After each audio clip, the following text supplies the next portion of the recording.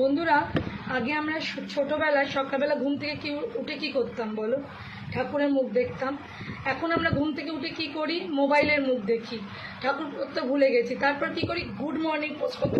আমি তো মোবাইলটা নিয়ে এরকম করতে করতে গুড মর্নিং পোস্ট করি। তারপর রিল করতে হবে। চোখেই আমি চলে আসি রিল করে তোমাদেরকে গুড মর্নিং বলতে। আর তোমরা কি করো? একটা দিন আমি ব্লগ খেয়ে বসে আছি, কমেন্ট ব্লগ, কেউ আমার পাশেই থাকছো না, একটা পোস্টও কমেন্ট করছো না। এটা কি ঠিক বলো? এটা কি ঠিক?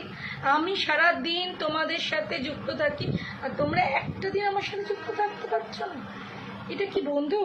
এটা কি বন্ধু বলে?